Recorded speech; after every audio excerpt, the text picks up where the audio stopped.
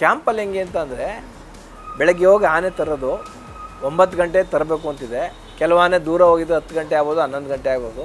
ಆನೆಗಳು ಬಂದ ತಕ್ಷಣ ಆ ಆನೆಗಳು ಬರುವಷ್ಟರೊಳಗೆ ಏನು ಮಾಡ್ತೀವಿ, ರಾತ್ರಿ ಎಲ್ಲ ಹುರುಳಿಯನ್ನು ಬೇಯಿಸಿರ್ತಾರೆ. ಆ ಬೆಂದಂಥ ಹುರುಳಿನ ಬೆಳಗ್ಗೆ 6 ಗಂಟೆಗೆ ಅವರು ಅದನ್ನು ಮಾಡೋಕ್ಕೆ ಇಬ್ಬರು ಇರ್ತಾರೆ, 2-3 ಜನ. ಉಳಿದವರೆಲ್ಲ ಅವ್ರವ್ರ ಆನೆ ತರಲಿಕ್ಕೆ ಹೋಗಿರ್ತಾರೆ.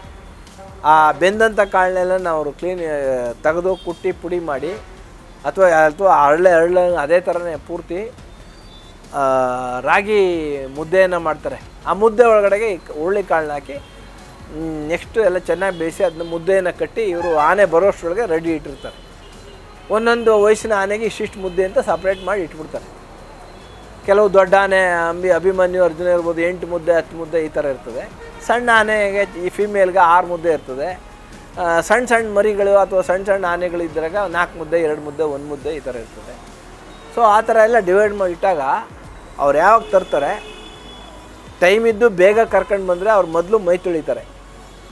ಇಲ್ಲ ಲೇಟಾಗಿ ಬಂದರೆ ಫಸ್ಟು ರೇಷನ್ ತಿನ್ನಿಸ್ಬಿಟ್ಟು ನಂತರದಲ್ಲಿ ಮಾವುತ ಕವಾಡಿ ಅಲ್ಲಿ ಹರಿಯೋ ನೀರು ಎಲ್ಲಿದೆ ಅಲ್ಲಿ ಕರ್ಕೊಂಡೋಗಿ ಮೈ ತೊಳೆದು ಕ್ಯಾಂಪಿಗೆ ಮತ್ತೆ ತಂದು ಆನೆಗೆ ಮತ್ತು ಕಾಲು ಎಲ್ಲಿ ಬೇಡಿ ಚೈನ್ ಹಾಕ್ತೀವಿ ಅಲ್ಲೆಲ್ಲ ಹರಳೆಣ್ಣೆ ಅದ್ರ ಜೊತೆ ನಾವು ನೀಮ್ ಆಯಿಲ್ ಅಂತ ಕರಿತೀವಲ್ಲ, ಹೊಂಗೆ ಎಣ್ಣೆ ಅದೆಲ್ಲ ಮಿಕ್ಸ್ ಮಾಡಿ ಹಚ್ಚಿ ಸೊ ರೆಡಿ ಮಾಡ್ತಾರೆ. ಅಲ್ಲಿಂದ ಮೊದಲು ಸಫಾರಿ ಇತ್ತು, ಸಫಾರಿಗೆ ಹೋಗ್ತಾಯಿದ್ರು, ಅವೆಲ್ಲ ಇತ್ತು. ಈಗ ಸಫಾರಿ ಇಲ್ಲ.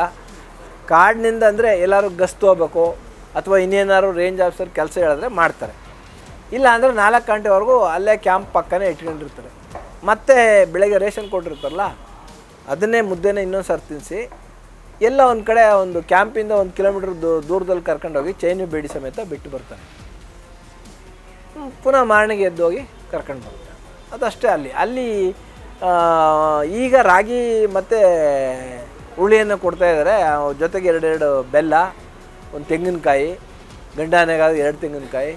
ಸೊ ಈ ಥರ ಇದೆ. ಮೊದಲು ಸ್ವಲ್ಪ ಚೇಂಜ್ ಆಗಿತ್ತು ಡಯಟು.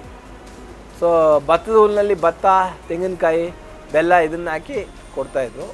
ಮತ್ತು ಈಗ ಹಳೆಯ ಸಿಸ್ಟಮ್ಗೆ ಮುದ್ದೆಗೆ ಬಂದಿದೆ.